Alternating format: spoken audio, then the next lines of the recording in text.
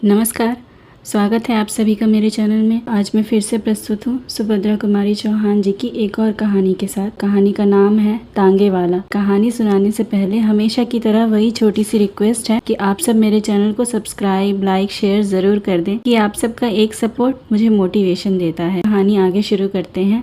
गर्मी की लंबी छुट्टियाँ प्रारंभ हो चुकी थी। मेरे कुछ मित्रों ने इन गर्मियों की छुट्टियों में कश्मीर जाना तय किया था और इस प्रस्ताव को सबसे अधिक समर्थन मैंने दिया। हम लोग जाने की पूरी तैयारी कर चुके थे कि अचानक यात्रा के 2 दिन पहले मेरे एक मित्र रामकृष्ण का एक आवश्यक पत्र आया। इस पत्र के अनुसार मुझे अपनी कश्मीर यात्रा स्थगित करनी पड़ी। मैं अपने मित्र से मिलने उसके गांव की ओर चल पड़ा। जिस स्टेशन पर उतरना था, गाड़ी वहां दोपहर 1 बजे पहुंची। चिलचिलाती धूप, लू की लपट और कच्ची सड़क की धूल। मेरा गांव तक जाने का साहस ना हुआ। मैंने सोचा शाम को जाना ही ठीक होगा। तांगे वाले कम थे और उतरने वाले और भी कम। तांगे वाले सवारी लेकर चल पड़े। खाली तांगे वाले भी चलने का उपक्रम कर रहे थे कि एक अच्छा सा तांगा घोड़ा देखकर उसे मैंने बुलाया। तांगे वाले ने आकर सलाम किया। मैंने कहा, देखो भाई, मुझे गांव जाना है, पर मैं अभी इस धूप में न जाऊंगा। शाम को 5 बजे के करीब जाऊंगा। तुम ठहरोगे? हाँ हुजूर, ठहरूंगा। किराया क्या होगा? हुजूर, जो आप खुशी से दे दे। खुशी की बात नहीं, रेट क्या है वह बतलाओ।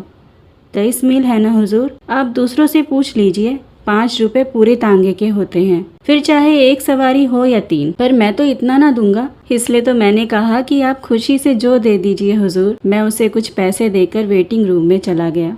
शाम के 6 बजे हम लोग खा पीकर और खाने का कुछ सामान साथ रखकर गांव की ओर रवाना हुए।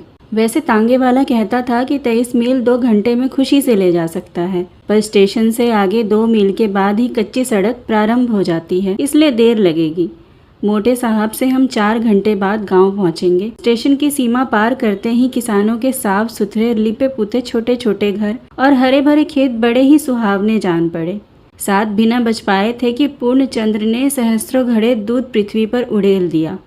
दिन की लू अब ठंडी हवा में परिवर्तित हो चुकी थी। हम इस सुहावने दृश्य को देखकर मैदान में पहुंचे। अब रास्ते में दोनों ओर खाली मैदान था। दूर पर एक आध पेड़ निर्जन में ऐसे खड़ा था जैसे किसी की प्रतीक्षा कर रहा हो।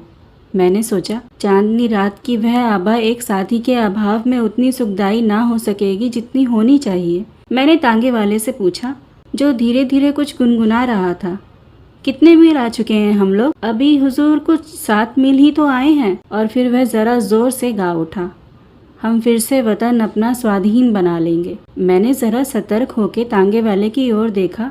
खद्दर का कुर्ता और गांधी टोपी उसके सर पर थी। मैंने सोचा, इसलिए तो यह स्वाधीनता के गीत गाता है।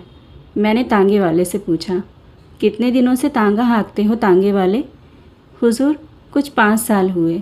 किसी की नौकरी करने से ये अच्छा है, तबीयत हुई जोता, ना तबीयत हुई बैठे रहे, किसी की ताबेदारी नहीं, अपने मन का राज है। सामने चलकर नदी थी। नदी का पुल पार करते ही तांगे वाले ने तांगा रोक दिया।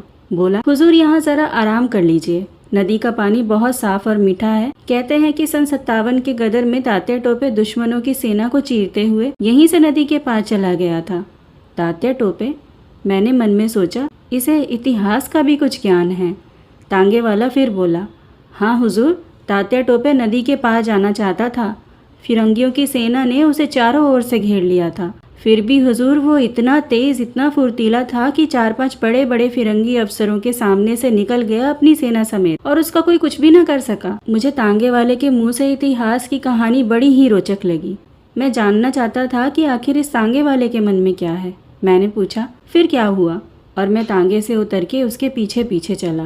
वह बोला, सन 57 के गदर में अगर हिंदुस्तानियों में एका होता तो पासा ही पलट जाता, पर तकदीर और फूट जो ना कराए सो थोड़ा। मौलवी अहमद शाह और तात्या टोपे सरीखे देशभक्त वीरों को भी हम ही से धोखेबाज लोगों ने धोखा देकर दुश्मनों के हवाले कर दिया। खून खौल उठता है हुजूर ये बात सोचकर। मैंने पूछा, तुम पढ़े लिखे हो? तांगे वाला उत्साह के साथ बोला, बहुत कम हुजूर, हिंदी अच्छी तरह पढ़ लिख लेता हूँ, अंग्रेजी भी थोड़ी जानता हूँ। पर हुजूर, जब से 57 के गदर का इतिहास पढ़ा और ये जाना कि फिरंगी कैसे आए और कैसे फैल गए सारे हिंदुस्तान में, यह जाना, तब से हुजूर बदले की भावना से रात दिन जलता रहता हूँ। सरकारी नौकरी इसलिए नहीं की, मेरा बाप डीसी की अर्दली में था, मुझे वह जगह मिल रही थी, मैंने ठोकर मार दी। माँ बाप नाराज़ हो गए तो घर ही छोड़ दिया, तब से यहाँ हूँ। यह तांगा चलाता हूँ, पर तांगे पर भी किसी साले फिरंगी को बैठकर तांगा ना हाँकूंगा। क्यों? फिरंगी को न बैठाने की कसम क्यों खा ली है? सारे हिंदुस्तान में गदर के समय इन फिरंगियों ने क्या कर्म जुर्म किए हैं? गांव के गांव जला दिए, औरतों को बेइज्जत किया, निरपराध लोगों को तोपों के मुंह में बांधकर उड़ा दिया। फिर सन 57 की दूर की बात जाने दीजिए, अभी की बात ही है। पंजाब में उन्होंने क्या कम किया है? जलियांवाले बाग को कौन भूल जाएगा? घाव ताज़ा है हुजूर, इन फिरंगियों को देखते ही उस पर नमक पड़ जाता है। इसलिए मैंने कसम खाई है, इन्हें तांगे पर कभी ना बिठाऊंगा। मेरा मन इनसे बदला लेने के लिए बार बार उमड़ता है। इतने में हम नदी किनारे पहुंचे। मैं एक चट्टान पर बैठ गया। पास ही एक दूसरी चट्टान पर तांगे वाला खड़ा था। उसने लोटा भर पानी लाकर मेरे पास रखा। मैंने कहा, नहीं जी तांगे वाले, मैं तो नदी पर ही हाथ मुंह धोऊंगा। पर हाँ, तुम्हारे विचार तो क्रांतिकारियों जैसे हैं। तुम्हारा नाम क्या है? किसी क्रांतिकारी को जानते हो? मेरा नाम हुजूर रामदास है। किसी क्रांतिकारी को जानता नहीं? नाम सुने हैं उन लोगों के, जीवन चरित्र पढ़े हैं, पर उन लोगों में भी मुखबिर बनने वालों की कमी नहीं हुजूर। नहीं तो उन लोगों ने भी अब तक कुछ कर लिया होता। महात्मा गांधी के सत्याग्रह आंदोलन में भी बहुत दिनों तक शरीक रहा हूँ। 2 बार जेल भी हो आया हूँ हुजूर, पर तबीयत नहीं मानती। मेरे अंदर से तो जैसे कोई पुकार उठता है, गदर सन 57 का सीन एक बार दोहराया जाए, इन फिरंगियों से कसकर बदला लिया जाए, तभी हमारा और हमारे देश का उद्धार होगा। मैंने कहा, हम निहत्थे कैसे बदला ले सकते हैं रामदास? सन 57 की बात ही और थी, तब हमारे पास हथियार थे। अब तो हम लोग बिल्कुल पंगु कर दिए गए हैं। हुजूर यही तो बात है, तांगे वाला बोला। हमने जबान खोली और हमारे ही भाई बंधु हमें गिरफ्तार करने पहुंचे। हमारे ही में से हमें सजा सुनाने वाले आए, हम ही में से हम पर पहरा रखने लगे। अगर यही सब एक मत होकर एक साथ काम करे तो हुजूर हथियार उठाने का भी काम नहीं, हमारा स्वराज हमारी मुट्ठी में जानिए। लेकिन 10 अगर सच्चे जी से काम करने को तैयार रहे तो 20 धोखा देने को तैयार रहेंगे। अगर हिंदुस्तानियों में एका ही होता तो क्या मुट्ठी भर विदेशी हम पर शासन कर सकते? तांगे वाले ने एक दीर्घ सांस ली और हम दोनों उठकर नदी में हाथ मुंह धोने लगे। इसी समय बड़े ही करुण स्वर में किसी के गाने की आवाज आई, हम गरीबों का खुदा नींद में सोया होगा, हम गरीबों का। थोड़ी देर बाद जिधर से गाने की आवाज आई थी, उधर से बिलक बिलक कर रोने की आवाज आने लगी। मैं चौंक कर देखने लगा। तांगे वाले ने बतलाया, हुजूर ये एक पगली है, कभी कभी इधर दिख जाती है और अक्सर रात के समय गाती है। कभी रोती है, कभी हंसती है। कहते हैं सन 57 के गदर के समय सम्राट बहादुर शाह को जब कैद किया गया था और उनके शहजादों को मार डाला था, तब उनके महल में कुछ बेगमी कीमती जेवर इत्यादि छीन लेने के बाद दर दर फिरने के लिए छोड़ दी गई थी। यह पगली उन्हीं में से कोई है। फटे कपड़े, पर इस गरीबी में भी हुजूर उसकी चाल, चितवन, बातचीत सब शाही ढंग का है। वह मामूली औरत नहीं जान पड़ती। मैंने तांगे वाले से कहा, तुम उस स्त्री को बुलाओ, मैं उससे बात करूंगा। तांगे वाला बोला, वह किसी से नहीं बोलती हुजूर, ना किसी की तरफ देखती है। कहाँ रहती है, क्या खाती पीती है, कोई नहीं जानता। कभी कभी यही नदी के किनारे दिख जाती है। ना जाने कितने वर्षों से इसी तरह गाती है, रोती है, हंसती है, पर आज तक कोई उससे बात नहीं कर सका है।